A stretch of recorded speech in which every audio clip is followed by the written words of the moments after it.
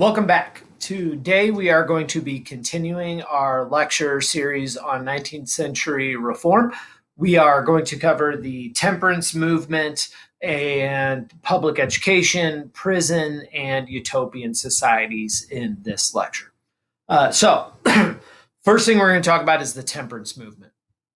The temperance movement, let's just define it. It's just the organized movement at first to reduce alcohol consumption in America. Eventually, it will evolve into the prohibition movement, which is the movement designed to eliminate alcohol consumption in America. Um, Alcoholism is a growing problem in America in the 1800s. What you have to understand is, there's a long human history with alcohol. For a very long time, clean drinking water was a very important thing to have and wasn't readily available to everybody. And so, for a very long portion of human history, the solution to, the problem of dirty drinking water was alcohol. And so, you could ferment a very low alcohol quantity beer, and that was safer for you than drinking potentially contaminated water. And so, the societies all across the globe, manufactured these like low alcohol content beers that you could essentially responsibly drink all day without having the issues of getting drunk. And so it was kind of the safe alternative if you didn't have clean drinking water. Well, all of that stuff is going to start to change in the 1800s. So we have this culture in America where a farmer, a lot of times, would wake up in the morning and he would have a barrel of like some sort of hard cider that had, low alcohol content. He'd have a big mug of that with breakfast. He'd have another mug of it for lunch, and then maybe, a beer at dinner. And so he's kind of drinking alcohol all day long, but doing that without getting drunk, without having those kind of problems. Well, in the 1800s, alcohol really is going to change in America. And so, there's always been like higher alcohol content beers out there, but they're around and people have been getting drunk. But for the most part, the people that are drinking are just trying to not get sick from dirty water. Well, in the 1800s, farmers are producing all this extra corn and wheat, and primarily corn, and they're not able to get it to the market on time. And so it rots on the way, or they're in an area where there's just so much corn being produced, there's not enough people to buy it. And so these farmers, to make a living, they've got to do something with that product. And so what they start to do is they start to turn it into liquor, right? And so you're going to see just this expansive growth in the whiskey industry in the United States. And so we start turning, these agricultural products into liquor. Well, the thing with liquor is it's got an extremely high alcohol content. You can't drink that the way that you used to be able to drink those low alcohol content beers. And so this is going to get a lot of people in trouble. And so, these people who are used to drinking alcohol all day without having any negative side effects, all of a sudden now, when whiskey becomes exceptionally cheap because there's so much of it, what you're going to see is they're going to start drinking the whiskey like it's those low alcohol content beers. They're going to get drunk, they're going to enjoy it, and then we're going to see rising rates of alcoholism to the point where it becomes a real serious problem. I mean, people are losing their jobs. If you're struggling with alcoholism, it's very difficult to be able to keep a job and to be able to function. And so we're going to see real problems with that. I mean, this is so prevalent, guys, that in certain parts of America, people use whiskey to buy things instead of cash. That's how much whiskey is out there. And so it's starting to become a real serious problem. It's alcohol consumption is extremely high. And so, when these problems start to happen, we're going to see that, people are going to recognize, well, we need to do something about this. And, there's this growing thought that the people that are affected the most by this are going to be women.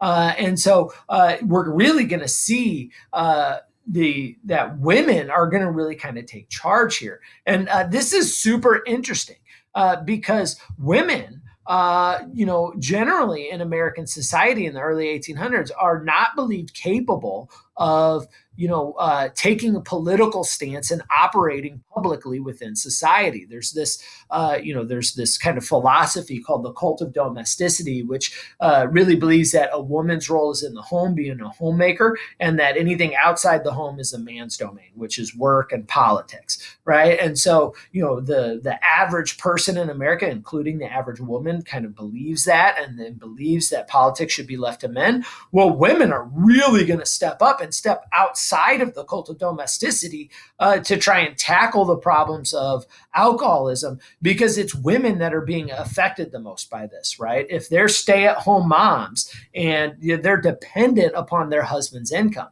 and if their husband's an alcoholic, what we see a lot of times is, he works all week, he gets paid on Friday, he goes cashes his paycheck, goes straight to the saloon or bar, and drinks up his paycheck, comes home. There's no money for the wife, and it's the wife's job to do the grocery shopping and make sure there's enough food for everybody to eat. And she can't do her job, and it's affecting, the woman's role in the home. And so that's gonna, women are going to use that justification to step outside and become politically active. And this is huge. This is like the first step for women to in a mass movement to kind of step outside of the cult of domesticity and start to involve themselves in politics. Now, this is going to be incredibly slow change, right? Women aren't going to get the right to vote until 1920. There's still going to be gender discrimination until the 1964 Civil Rights Act. So it's a slow process, but this is definitely the beginning of it. And we'll talk about part of the reason why it's a slow process later when we talk about women's rights and the growth of that movement. So we see that women are going to really lead this movement. One of the areas that women are actually kind of supposed to be involved outside the home is within the church. And so we see that, women are kind of in charge of part of the cult of domesticity is this belief that men are kind of big, dumb animals and can't control themselves morally, and that women are these like perfect angels that are the keepers of morality, and it's their job to make their husbands moral. And so when women are meeting at church, because they're in charge of morality, they're the ones that are kind of the ones that are make sure their family goes to church. When they're meeting there, they're all kind of talking about this problem of alcoholism, and so they start to organize the temperance movement through the church. You can see the photo here that women who don't have a lot of political power, they don't have any economic power, right? But one way that they can influence their husbands to do what they want, well, read the sign. Lips that touch liquor shall not touch ours. And so they'll essentially say, look, husband, I'm not going to kiss you if you're drinking alcohol. Unfortunately, and most men will abide by their wives' wishes there. But unfortunately, in a lot of states, there's no such thing as marital rape at that time. And so if a woman is married, there's no laws saying that she can actually turn her husband down for sex. And so, signs like this, kind of really rely on the husband's restraint. I mean, today there's the concept of marital rape. A woman can say no at any time for any reason she wants, even to her husband. And, men have that right too as well. But clearly it's a bigger issue for women. And so, that's a relatively new kind of concept. But anyway, women at least are attempting to lead this movement and influence their husbands to not drink because of its effect on the home life. There's the belief that, alcohol is responsible for domestic violence, that If men didn't drink, they wouldn't beat their wives. That's untrue, right? There are going to be plenty of sober men that are just bad men that will beat their wives anyway. But it is what they believe, and in reality, they believe. Many people in the temperance movement believe that alcohol is the root of all evil. Right? All bad things are the root, come from alcohol. All crime, all murder, all of that stuff. Clearly, we know that is not true today, but they believe it, and so they're out there. They think that there would be less domestic violence if there was less alcohol consumption. Money is an issue, like I said. Husbands are spending their paychecks at the saloons and not leaving enough for the women to take care of the house. Men are losing their jobs because of alcoholism, and then there's no money. And in a world where the wife stays at home to take care of the kids and the husband works, if the husband's unemployable, the women can't have that. They're dependent on their husband's paycheck, and so this becomes a real big issue. And like I said, many in the movement believe that alcohol is the root of all evil, and that if we can just get rid of alcohol, all the problems in society will be fixed. Now, later, eventually, we will outlaw alcohol.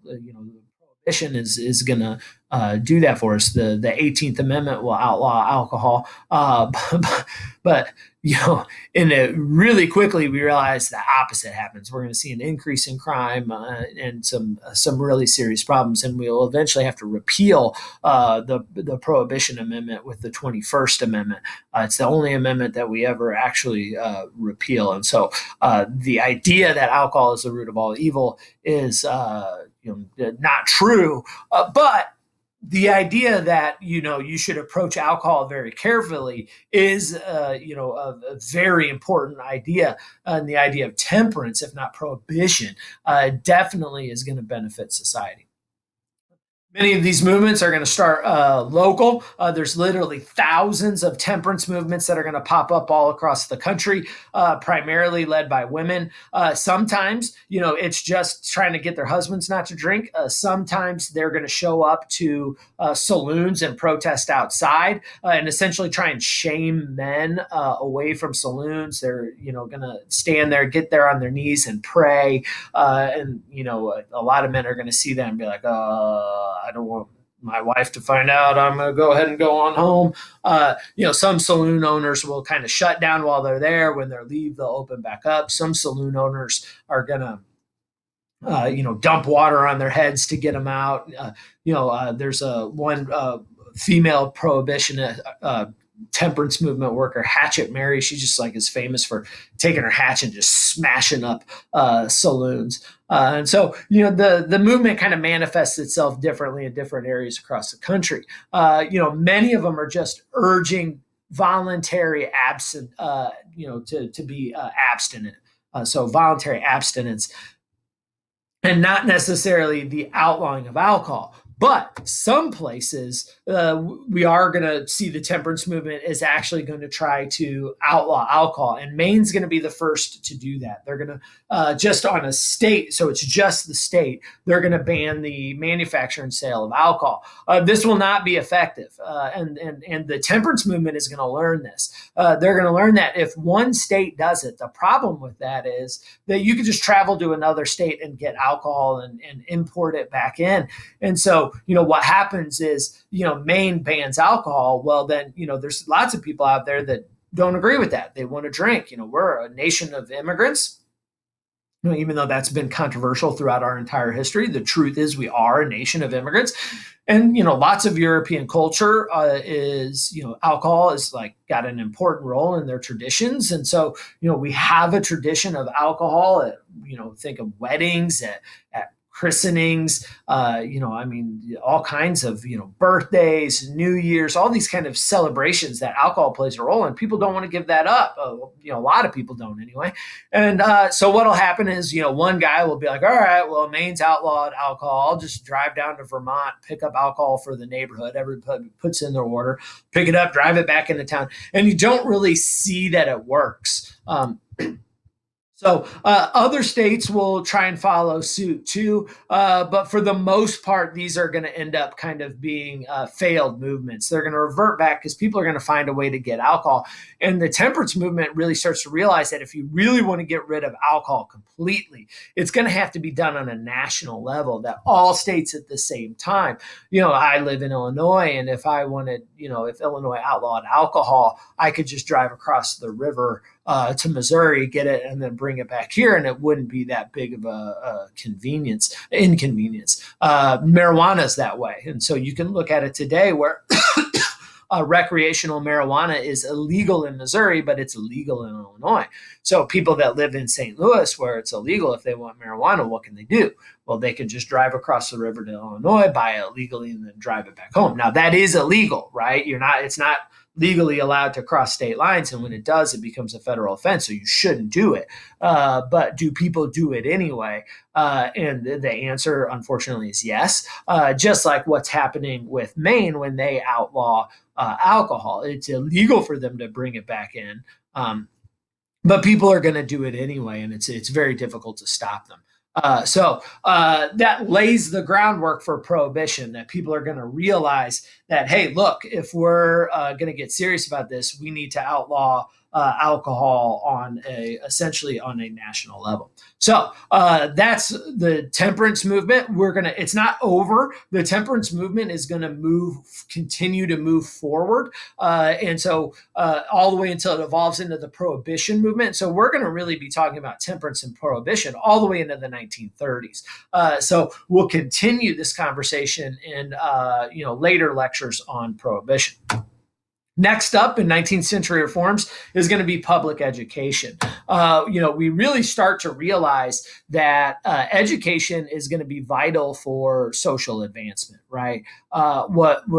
People are really starting to recognize is, before there's a public education system, people are going to recognize that the rich have an advantage, right? They're able to bring in tutors, get their kids educated. And so, their kids end up being doctors and lawyers and businessmen, and they have a real advantage. But as the economy is getting better and we get this middle class, the middle class starts to look around and say, I want my kids to be able to compete with those rich kids, right? The reality is, the rich are always going to have advantage over, everybody who's not rich. The middle class will have an advantage over the poor. And so, that's, that's a reality in a capitalist society. But you want to make sure that everybody in a capitalist society has equal opportunity to be able to, move up the socioeconomic ladder. And so to do that,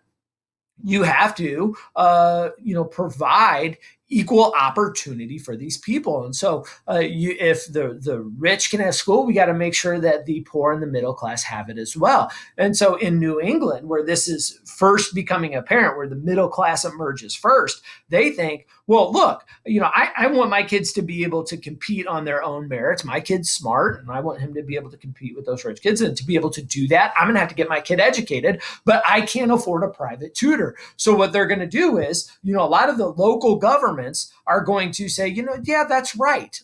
We got to be fair.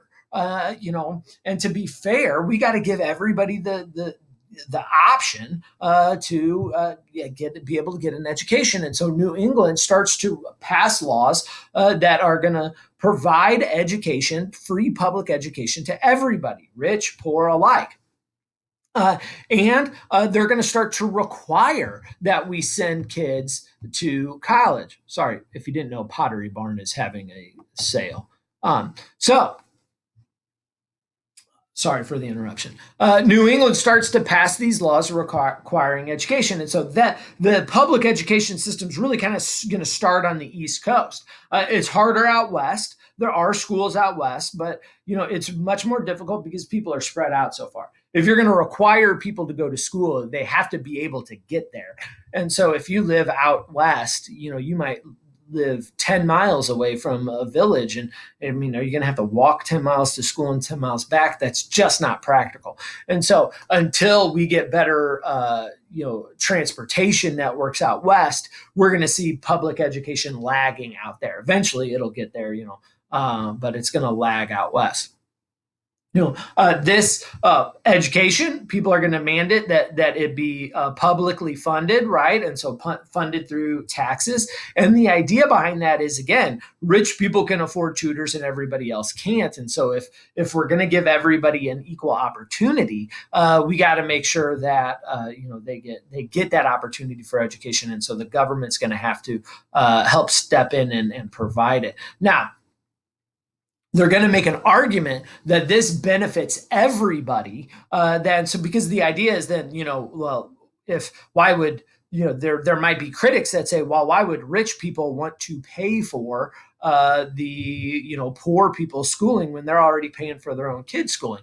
And that's what happens, right? I mean, we know the top 1% in America are paying about half of the taxes, and so they're definitely paying more today, just like back in the day, and so how do you convince a rich person that this is in their benefit? And the idea is, well, we're a democracy, and democracy requires literacy, right? If you want to, everybody gets a right to vote, whether you're educated or not, right? And so, some people are very educated on the topics and they can make political decisions that are based on, facts and evidence, which is important because, when you vote, you're choosing the people to run this country. And if you're uneducated, you're probably unaware of the facts and the evidence, and you might make a bad decision. And so, what we want to do is we want to educate everybody as much as possible because those people vote. And the better educated people are, the more literate they are, the more they can read up and make informed decisions about politics. And the decisions that those people make about politics affects everybody, rich, middle class, poor, everybody. And so essentially what we say when it comes to education is, it just because we live in a democracy, we have to make sure that everybody has the opportunity to be able to expose themselves to all the different facts and ideas so they can make informed political decisions. And it doesn't just benefit rich people that way, too. It also creates an educated workforce, which allows them to be more productive. We'll talk about that here in a little bit. So, Horace Mann is going to kind of be the father of American education. He's the Massachusetts Secretary of Education, and he's going to set up the public education system for Massachusetts that then becomes kind of the model for the rest of America. And so there's certain things that he believes. He believes that everybody has an absolute right to free education, right? Again, democracy requires literacy. And so we need to make sure we educate everybody. And to be able to educate everybody, it has to be free, which means it's got to come from the government. And then, when we say free, nothing's ever free, right? So it comes from the government, which means that the government's going to pay for it through taxes. So everybody's going to pay taxes and then get to go to school as a result of that. Now, he's going to take the system. He doesn't actually really create the American system. He's going to steal it from Germany. Germany is an absolute innovator in education, right? And so we'll talk about that later. It's why they become a military powerhouse. They industrialize incredibly quickly. Even though modern Germany is a relatively new nation, they industrialize super quickly. They're going to have a tremendously powerful army and great generals and strategy. And it boils down to they've got an incredible education system. And the Germans are, just the average German is just passionate about education. And so they're constantly learning and innovating and doing those things. And so Horace Mann knows that. And what he does is he kind of steals their system. And what's their system? Well, one, he's going to realize the education in a lot of America is just like, a lot of times a local town will hire, an unmarried woman to that knows how to read to kind of figure out how to educate the local people. And so all the different kids are of different ages are sitting in the same room getting their education at the same time. Well, that doesn't make sense, right? A 8-year-old has completely different knowledge and experiences about the world from a 12-year-old, from a 16-year-old. And so the idea is, you can't effectively teach a 16-year-old at the same time as an 18-year-old because they just don't understand the same things. They don't understand the world the same way. And so we're going to institute grade levels. And so that way, 8-year-olds are all in the same room, and with we can assume certain things about them. And now again, monolithic groups. We've talked about this in previous lectures. Not all 8-year-olds are the same. Some of them have larger vocabularies than the others. Some of them have, parents have exposed them to books. But in general, we can make some assumptions about them that are going to be true relatively. And so we place grade levels so we can teach certain topics, right? I mean, right now, if an 8-year-old is listening to this lecture, they just don't understand some of the references that I've made during this lecture. And so this isn't for them. It's for, people that are high school level or above, because they'll be able to catch those references. And so it just makes teaching easier when we group people by age. Also, there's the creation of curriculum. Curriculum is just what we teach. And so the idea is, if you're going to do grade levels, right, you need to make sure that we're teaching all the 8-year-olds very similar things. Now, curriculum isn't perfect across the board, right? There's some fluctuation there. But for the most part, if we're going to build on knowledge as we go, we need to make sure that the 8-year-olds learn arithmetic. They got to learn how to add and subtract, right? And then the 9-year-olds, I know nothing about math, by the way. Then once we know that the 8-year-olds in the system all know how to add and subtract, then we teach them when they're 9 how to multiply and divide. That way we can constantly be building knowledge, knowing that if they're a certain age, they have the foundation already built. And so that way, by the time we send kids to universities, the university professors know that these kids should know, certain things, and they can really start some high level thinking. And then the third thing is, we can't just grab some random woman, unmarried woman, by the way. A lot of places, a lot of states, if a woman got married, she couldn't be a teacher anymore because they thought it was just scandalous, right? So teacher training becomes important, right? You have to, these people, if they're going to teach these things, we need to make sure that they're experts in the subjects that they teach, right? I can teach history in Illinois. I certainly can't teach math. Why? Never been trained in it. And one, I'm terrible at it. So teacher training is going to be important. And so all of these things that Horace Mann is introducing in the 1800s, we still have them today. And like I said, he stole these things from Germany and brought them to Massachusetts. He's going to help establish, Massachusetts' first high school, and so it's this like recognition that we, before we send kids on to college, there has to be this additional step, because of the growth and maturity for these younger kids. It's also the beginnings of the ideas of adolescence. I know that that's weird. We think today it's just normal that you're a kid, then you're an adolescent, or a young adult, then you become an adult. But that's a relatively modern concept as far as history is concerned. It used to be, you were a kid, and then your culture had some sort of manhood celebration, whether it's a bar mitzvah. In the Jewish culture, I think I said that correctly, or whatever ceremony. It's bam, you're 14, now you're a man, and we're with full responsibilities of being a man. Well, because of modernity, we've recognized that that's not necessarily the case. We're living longer now, and so we kind of prolong childhood with this adolescence and this easing into adulthood. And so high schools are going to help accomplish that.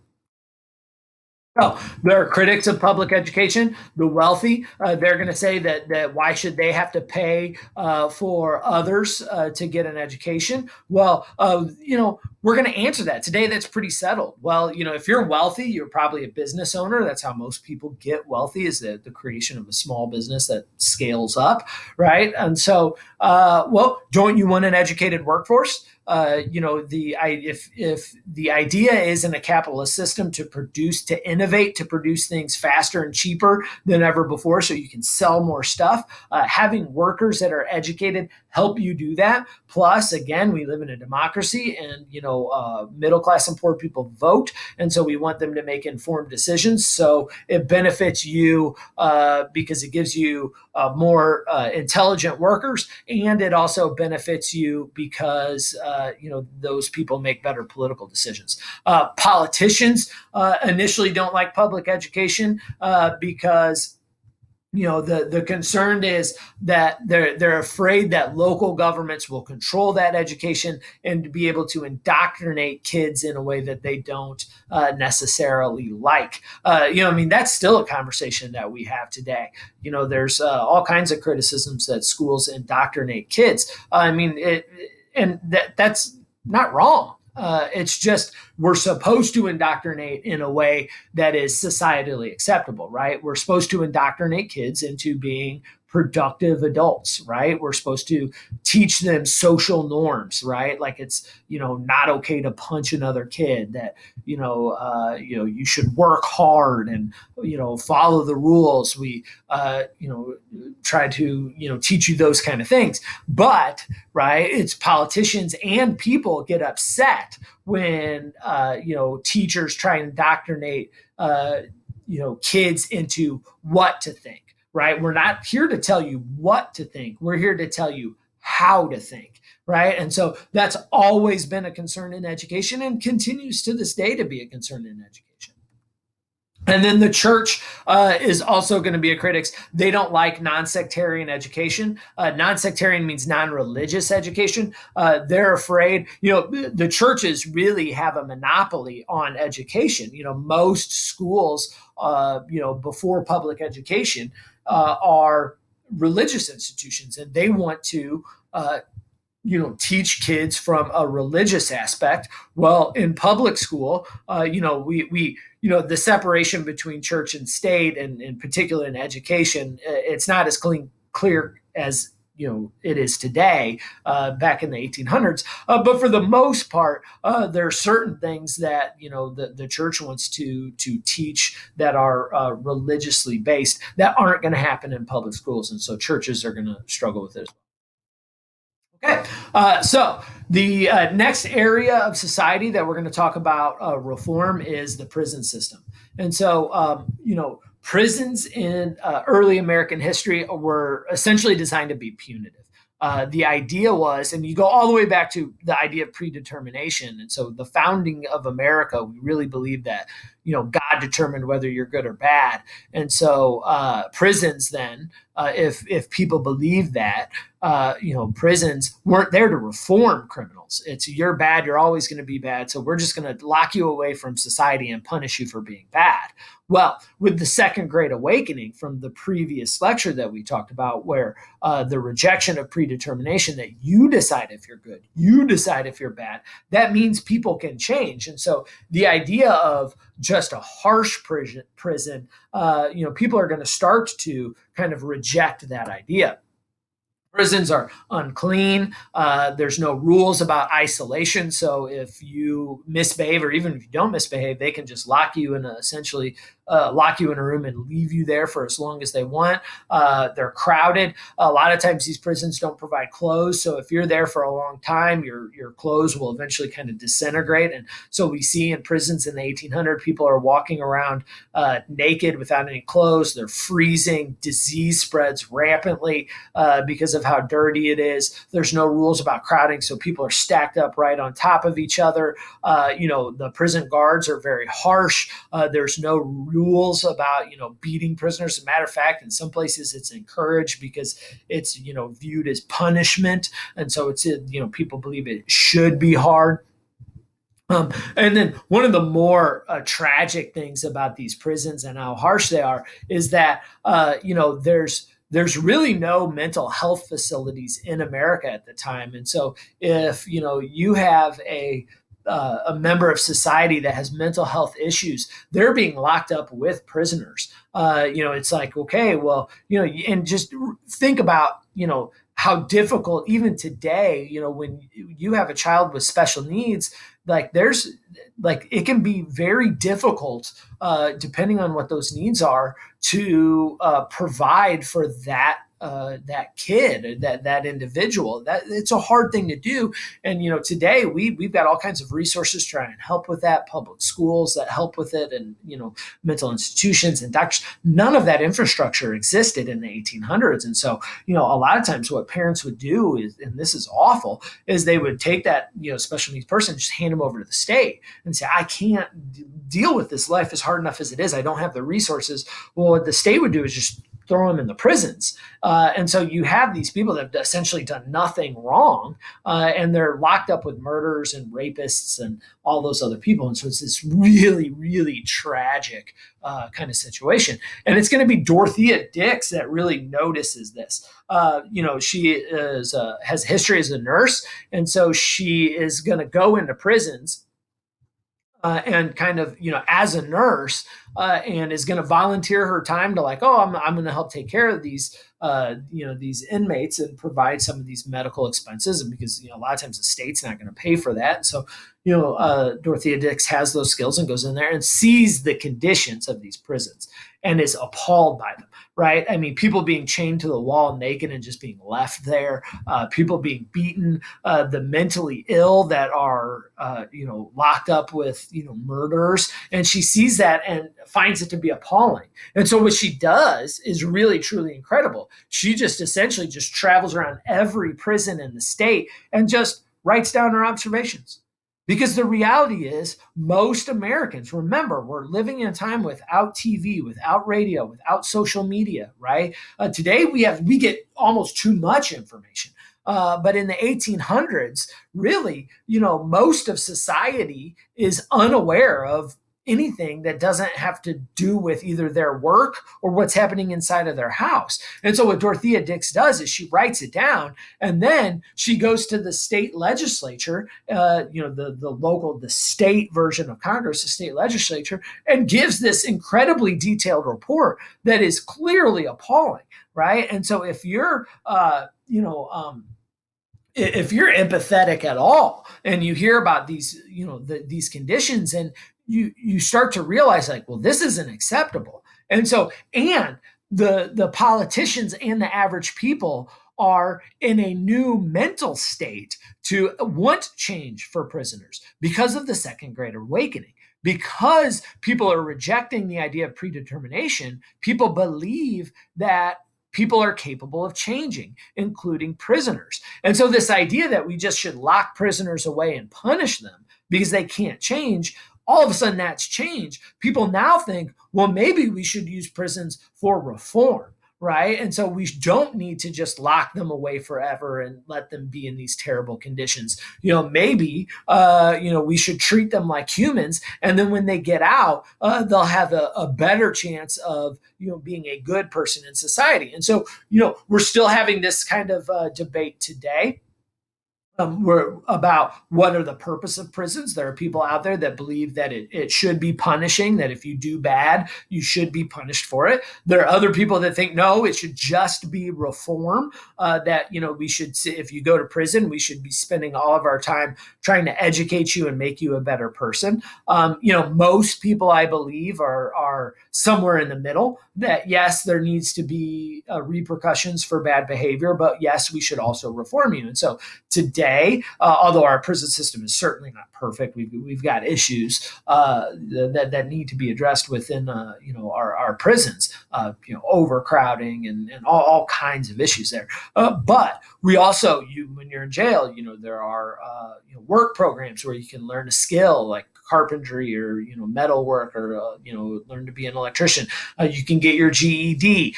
There is Alcohol Anonymous in prison, right? That's a self-reform to get you to kick an alcohol or drug habit. There's church groups in prison. And so we, at least today, we've begun the process of trying to make prisons kind of both a place to punish people for that have misbehaved, but also recognize that people can change.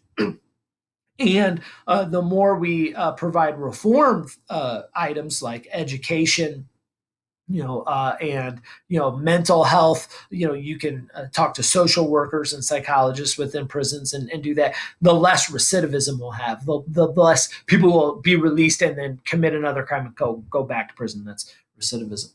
The other thing that's going to happen is the Massachusetts legislature is going to realize we need a separate mental health facility. Now, we're going to start creating those. It's going to be a long time before those become the norm, and we're going to have problems within those mental health facilities too. Lack of resources, sometimes poor treatment. We just in the 1800s, we just don't understand mental illness. Even today, there's lots of aspects of mental illness that we just don't understand well enough. But in the 1800s, we really don't understand it. So there's going to be issues there. But this is a really good first step, and we can thank Dorothea Dix for that. All right. The last topic we're going to discuss in this lecture are utopian societies. There are some people in society that believe we need to go further to reform, and they're going to want to create utopian communities. These are small societies that are dedicated to social, economic, and political perfection. They're envisioning a different type of society. And so, in a capitalist democracy, what we really believe in is an equality of opportunity, right?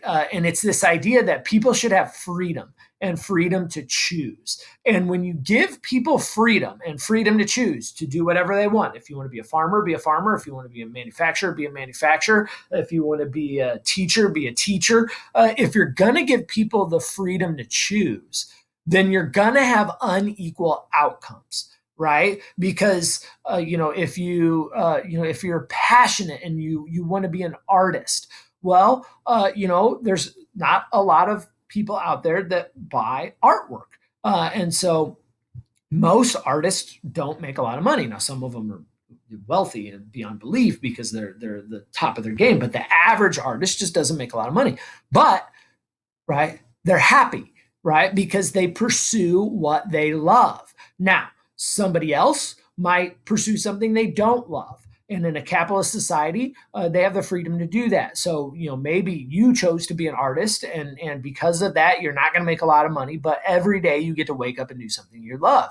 I, on the other hand, I am more concerned about, economic security. I really want to make money because, I like, I want to have a big house and vacations and those things. And so I'm going to choose to do something that's going to try to fulfill those needs. And so I'm going to become a toilet paper manufacturer, right? I'm not passionate about toilet paper. Who is, right? I actually hate the work. It's just not fun. It's boring and whatever, but it makes me a lot of money. And so, both I and the artist have a freedom to choose, but because we have the freedom to choose, we're going to have different outcomes. Well, a lot of the people in these utopian communities, they don't like that.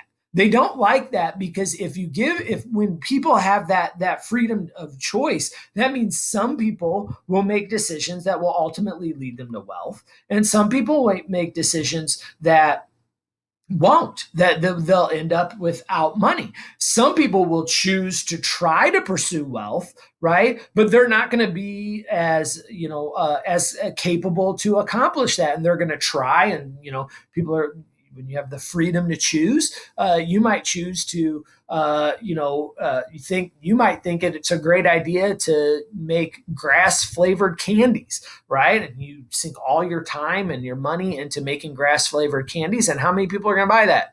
Zero people. And then all of a sudden you fail, and you don't have any money and you're economically disadvantaged now. And so there are a lot of people out there that don't like that. And what they want to see is equality of outcome. They want to make sure that there's no rich, there's no poor, everybody gets paid the same, and everybody ends up being equal. And what they're going to try and do is build these perfect societies where all of the outcomes are the same. And these are known as utopian societies. Now, at first, they're mostly religious, but then as industrialization comes along, they will become mostly socialist or communist. There's very small differences between the two, and we'll discuss those in future lectures. And the idea is, that you equal the playing field. And so we're going to see hundreds of them form all across America. One of those is going to happen in New Harmony, Indiana, and which is going to be created by a guy by the name of Robert Owen. He's well educated, hardworking, and he's in the textile industry. And so he starts in the textile industry in Europe. And what he realizes in Europe is that he's getting incredibly wealthy and his workers aren't.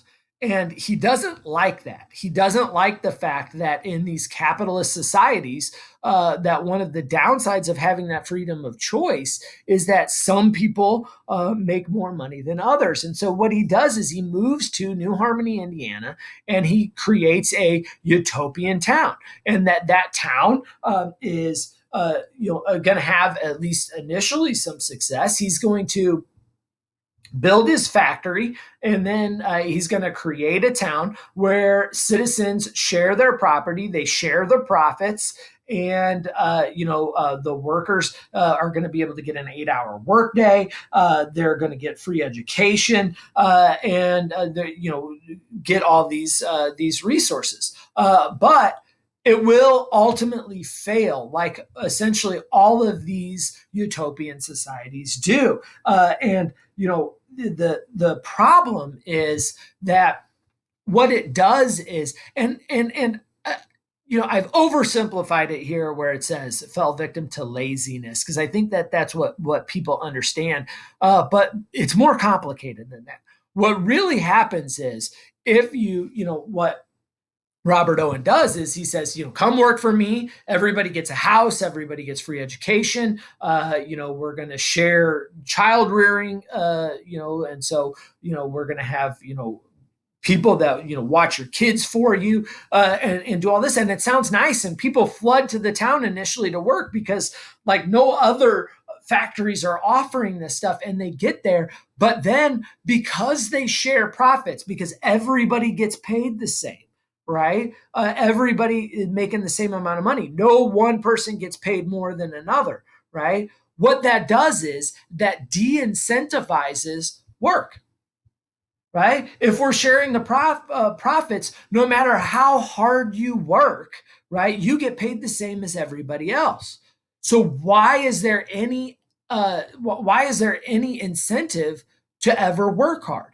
And so, say you and I get a job at Robert Owen's factory, and you are very motivated because you understand the more textile products that we sell, the more money we all make, which means you'll be able to have a little bit extra food, or whatever. And so you show up and you just work your tail off, right?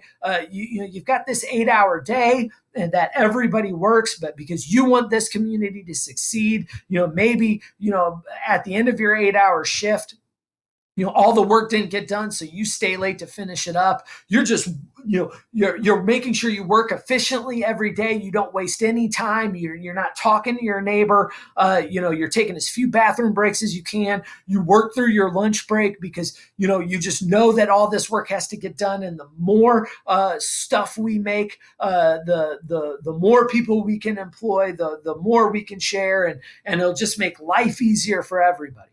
But I, on the other hand, say, why are you working so hard? I'm going to get the same amount as you anyway. So I'm going to show up, I'm going to do my 8-hour day. And while I'm here, you know what? I'm going to talk to my neighbor. I'm going to have to go to the bathroom every hour. I'm going to take my lunch, my full lunch break. I'm not going to work at all. When that 8-hour shift is over, I'm just out. Like, I'm not going to stay. I don't care if the work's done or not. It doesn't matter. And at the end of the month, right, you have worked twice as hard as I have. But then what happens? It's time to split the profits. And when it's time to split the profits, who gets what? I get the same as you, even though you work twice as hard. So next month, what happens? Are you going to work as hard as you did the month before? Maybe, probably not. And then slowly, the person that's really working hard, that's making everything run, is going to maybe not work as hard. And when you don't work as hard, right, all of a sudden I see, right, that you're not putting in all that extra effort. And I look around and I think, "Well, maybe I don't have to work as hard either. And then I don't work as hard. And then that just trickles down, right? And it trickles down. And so there's no incentive to really work hard. Well, then what happens to the company? The company's making less stuff. And because it's making less stuff, there's less profit. So there's less to share, right? And then eventually, what ends up happening is the business fails. And then when the business fails, what happens to all of us? We're out of work and the community fails. And so these communities fail left and right. And in a lot of places, what we see kind of over and over again, it ultimately ends up violent, right? It violently fails, and we'll talk about that with Pullman Town in Illinois, where it really truly does end violently. We can see that in reality these states that have been created based on the idea of equality of outcome, uh, they end incredibly violently. Right, because in America, although a lot of times these communities end in riots and violence of that nature, it's not large scale violence, right? Because these utopian communities are surrounded by a democracy that has due process, and so those kind of terrible things don't happen.